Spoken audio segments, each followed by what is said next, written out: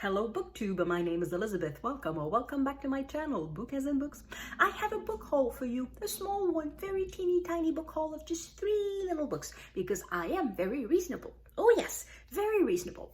On Saturday, so that's yesterday as of filming this, I had a day that was very busy with chores, like putting stuff back into closets and cleaning stuff, and like kind of spring cleaning, except that in my case it's kind of post renovation, though the renovations are not quite over, but somewhat post renovation cleaning.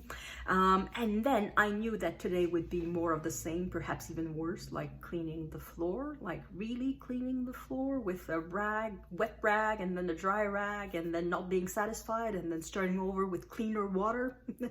Yay! And then moving furniture. So my bed is back in my bedroom. After sleeping in the living room, because the bed was in the living room for a month, my bed is back in my bedroom. Woohoo! So at least that is done. So now I will have time to read, and I figured, well, if I have time to read, I have time to film a little video and show you the books that I bought to reward myself.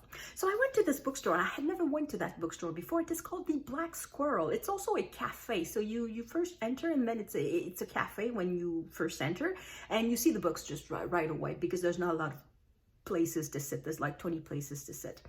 And so I started to visit the bookstore, and the first shelves I noticed, they were nonfiction. So there was music, film, environment, gender studies, cultural studies.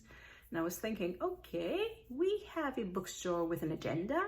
And I was looking for the history section, and I didn't really find it. And then I was into the fiction section, which they had horror, fantasy, young adult, then literature. And there was even one little bookcase of dare I call it romance? They called it light reading.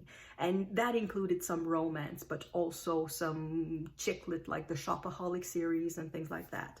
But I was looking for biographies and memoirs because I figured, well, I have an event coming up in April and I'd like to stock up on some memoirs and biographies. So I wanted to see a history section or a biography section or something.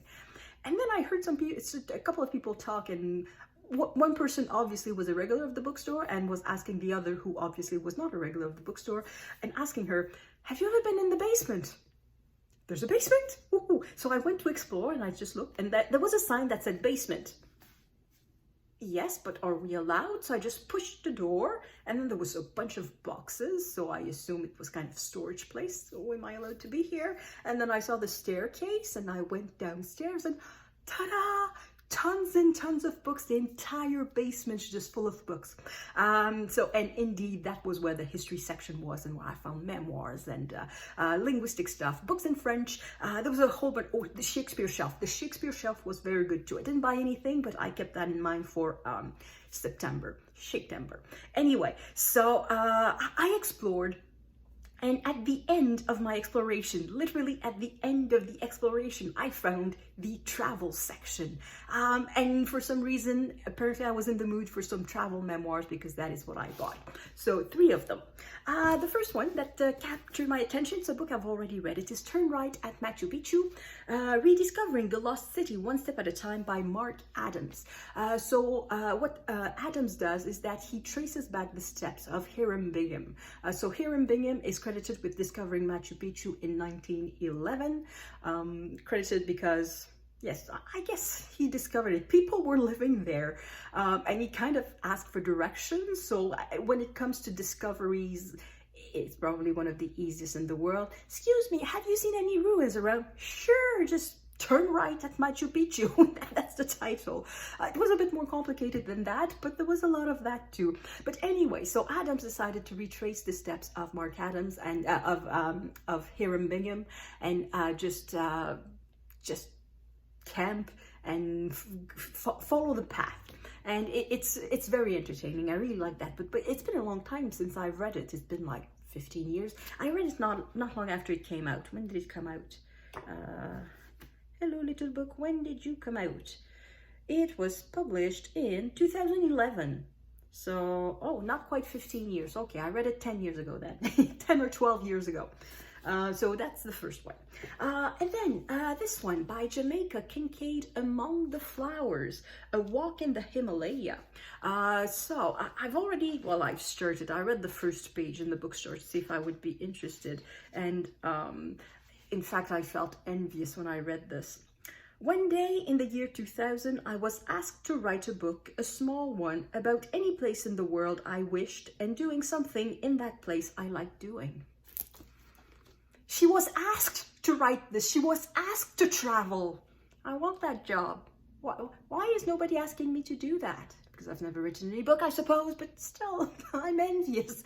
But anyway, she's traveling to Nepal. There's a map.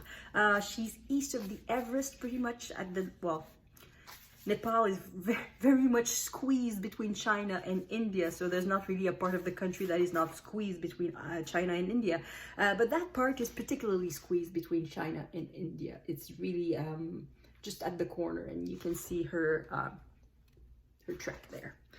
I think she did some trekking. Anyway, I think this is going to be interesting. And this is a memoir because that's what is written on the front page. Not the front page, the this there. It's not the front page. It's the flap. There we go, the flap.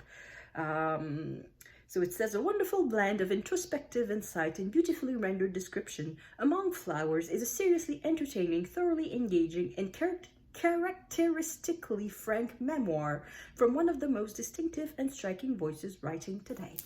So that's a memoir. The next one, I don't know how much a memoir it is, but it's definitely travel book. It is Farley Mowat, Walking on the Land.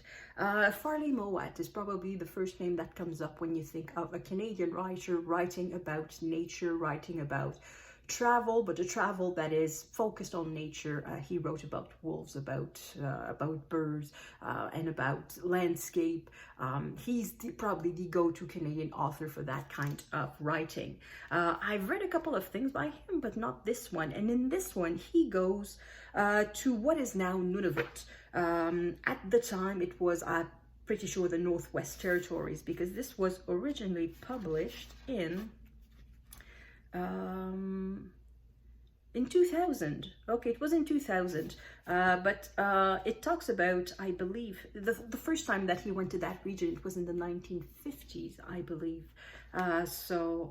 Anyway, so I don't know if this one is truly a memoir, if it's just travel writing of almost more journalism, like somebody going to a place and telling us what's going on in that place, or nature writing. But anyway, I'm going to count it anyway, or I may read at some other point or for some other reason. But anyway, I decided to buy that. So it's another short book. None of them are very long. So this one is just under 200 pages.